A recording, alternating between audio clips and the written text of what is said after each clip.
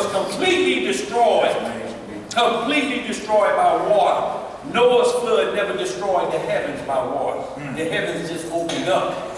Because the firmament is split, there's as much water in the heavens as it is on planet Earth. So this is why 40 days and 40 nights of downpour will flood the earth in a nanosecond. Think about 20 minutes out there, these sewer systems clogged. Flash floods. All your basement stuff gone. Right. So y'all, we want to get that understood first, that these 1,000 years during creation. Why? Because of what Genesis says when the sun and the moon was created. Yeah. Now you going to have a day of 24 hours and the sun and the moon weren't created until the 4th day. What's your calendar scale on day 1 and day 2? The sun and the moon ain't created till day 3 and 4. So how are you measuring time by 24 hours? Right. You can't. Unless you understand what that time is and what that light is. And that light is Christ. And that's endless time. Ain't no need for no watches. Oh, baby. Adam and Eve didn't have no watches in the garden. You are basically at rest. But just like in retirement in this land, when you work hard and you retire, you get your little check from whoever else, you work accordingly. Plant in your garden. You know what's going on, bro. Plant in your garden, you go out and you work when you feel like it, and then you come back in and you rest. You do what's been worked for, you earn that. In like manner, we have to get down with this business while it's daylight. 6 days we gotta work. And the 7th day we keep holy because we're trying to look forward to how we will rest in the kingdom. We're not just talking about resting Friday, sundown, and Saturday when you got to get up the next day. Sunday if you work, or Monday and head right back out to labor again. Right. No, that's not the eternal rest that Christ had for us, the eternal Sabbath. So that's what we're going to break down today, y'all, so we understand the difference under the order of Aaron and the Sabbath under the order of Melchizedek. We ain't talking about a change in the law at all. We ain't talking about breaking the law of the Sabbath. All we talking about is keeping it in its context. For the order that we're under. So let's get right back to Genesis 2 and 2. We got it. And also write down, now you just said that light in Genesis 1 was Christ. To verify that it's in Revelation 21. Revelation 21. Yeah, Revelation 21, 22 through 24. And it goes into how the New Jerusalem will have no need for the sun or the moon. That's right. You know, the Egyptologists are asking that. What was that hotel? What was that light that the sun went made in the 4th day? What was the light? You sit over and scratch it. That's right. Man, that's a good point. Maybe I do have tampered writings. Right. You start thinking that. You feel me? Seeing an Egyptologist jam up a boy in New York. That's right. He could not see. Looking crazy. You feel me? So that's why the scripture say, always be ready to be honest. That's right. Right? Well, what was that eternal light when we went under that 24 hours live? You know, if the sun and the moon went made to the 4th day, that question will come up. That's right. You are professing this Bible. Well, what's the light before day 4 that was shining? That's right. You can't even answer all the bro. Can you go hey, look at that? Dang, what y'all study at, brother? Now you over here trying to be an Egyptologist. That's right. But the scripture answers for itself. See what I'm saying? So that's the precept. You ever run into that? What was the light day 1 through day 3 of the sun and the moon and stars? What made it day 4? That's right. What light you talking about? You ain't prepped that answer. You be scratching and then you be over there being an Egyptologist. Yeah.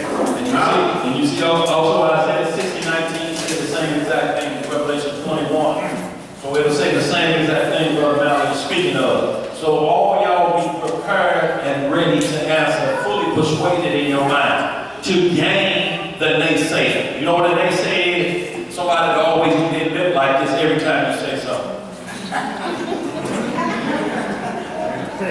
Like that, what you talking about? You crazy as H-double hockey sticks.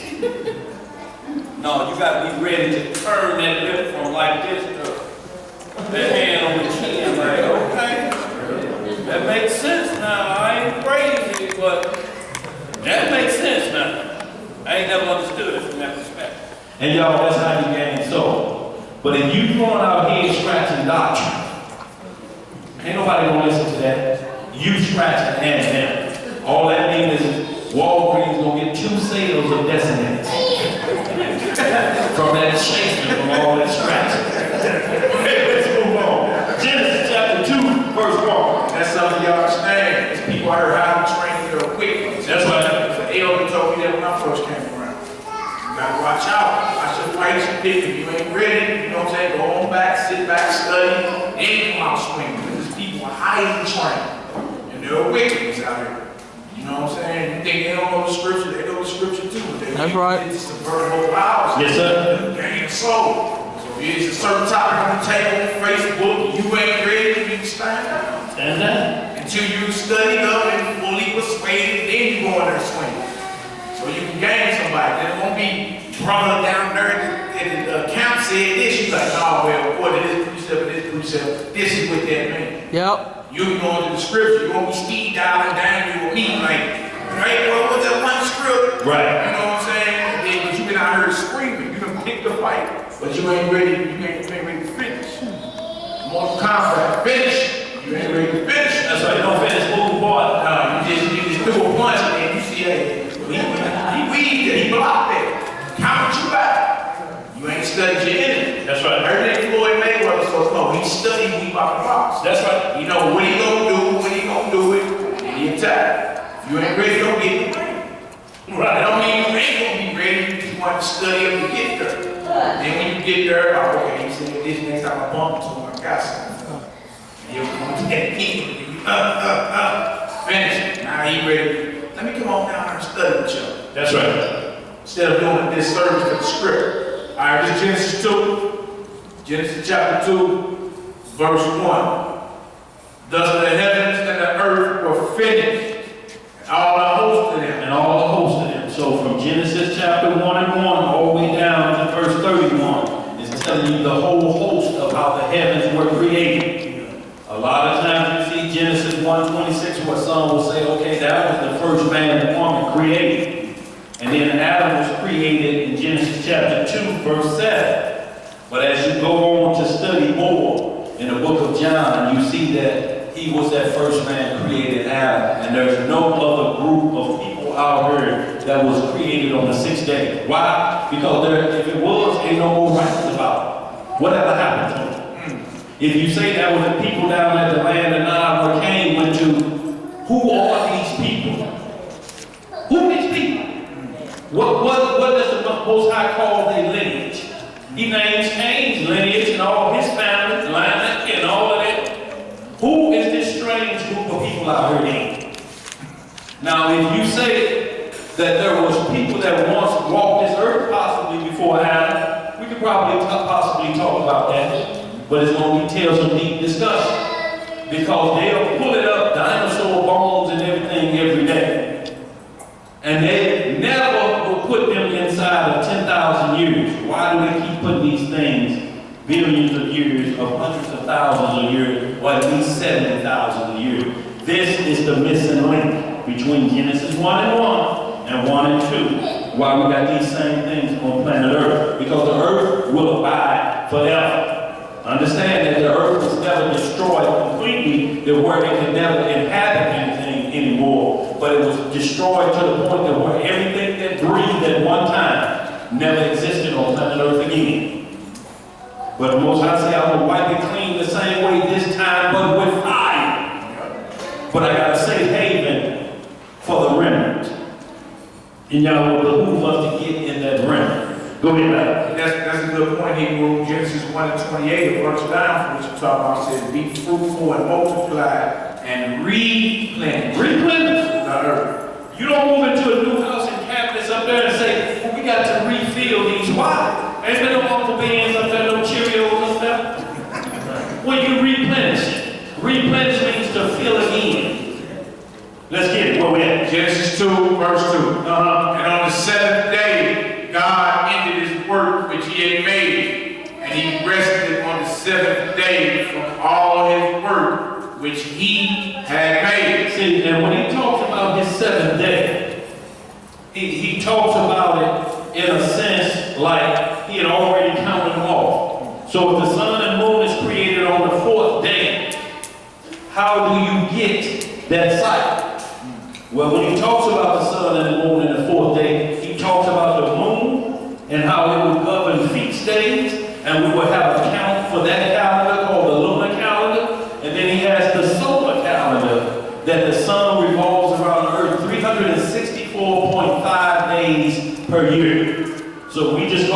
365, because you're rounding it off.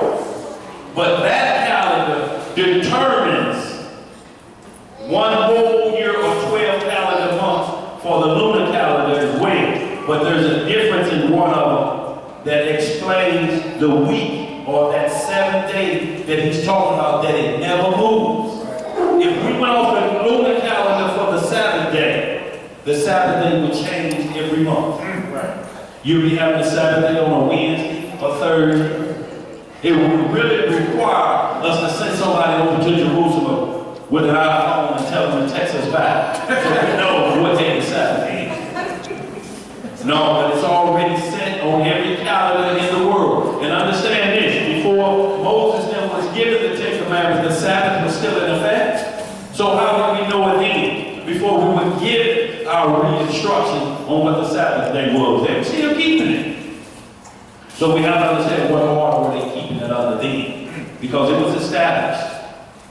They never called the lunar calendar, which we got our feast from, our beginning of months. Nowhere in there does it state that there will be a Sabbath day that we govern by the moon. No, there's double Sabbaths that we see, and if it falls on the Sabbath, and it says this shall be a Sabbath unto you, but all it's talking about is after a feast day. The next day, you should rest after all that good eating and good liquid libations within moderation. You need a little rest. You just can't get up and go right back to work after all that laughing and good time. That's why most of these nations give you a day off right after the holiday, so to speak. Same way because they're copycats. You know, you don't want to go back sluggish and right back to the grind after the Sabbath day. So that's why he said you should treat it like a Sabbath day the next day. If Passover falls on Wednesday, then Thursday have to be looked at as Sabbath. But that don't stop the Sabbath that's coming Friday, sundown, and Sabbath. You got a Sabbath of rest, and then you got the Holy Sabbath that we can never forget about. Never, under no circumstances, the 7th day of the week. Let's get it. Where we at? Genesis chapter 2, verse 3. And God blessed the 7th day. What did he do? Blessed the 7th day. And sanctified it. What does sanctify mean? What did he do? What did he do, y'all? What does sanctifying mean? Set it apart. So out of all the 7 days, one day has been set apart and made holy. Not holier than the rest of the days, but one to be looked at. One to take a look at for a special or specific reason why this day has to be looked at versus the other 6. You know, we have to be careful, like we talk about prayer.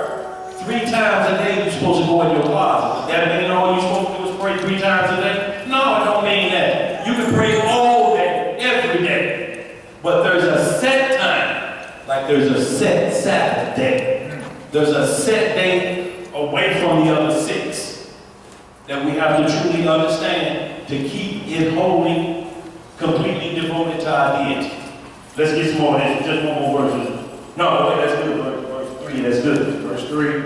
No, that's good on that. Oh, yeah. You can read that again. All right. And God blessed the 7th day and sanctified, because that in it he had rested from all his work which God created and made. So we have to understand what time are we in on this 7th day. Is we in the 24-hour clock or we in the 1,000-year clock? So this is the question. What did he rest after this day? Did he build anything else after he created the heavens and the earth? Was anything else added on 8 days for the creation of the heavens and the earth? No. So that work was in, and now he's resting, hopefully to enjoy the fruitness or fulfillment of his planting. But we had some weeds in the crop.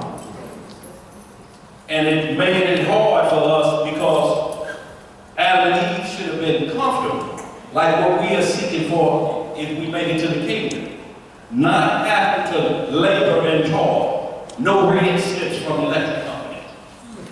No gas company threat.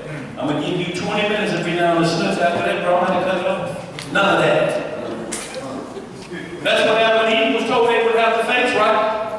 You get into the lost books, you'll see they never felt the heat of the sun until they were kicked out of the garden. Then they got to put them in a 24-hour clock. Scorch? No.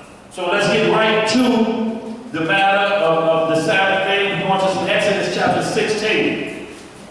And then when we get into Exodus 20, when it talks about the Sabbath day, there's a very important concept within that old commandment keeping concerning that one is set apart, that you're going to see, just like the Sabbath day was set apart. We're going to get to some Exodus chapter 16. We'll start off verse 23.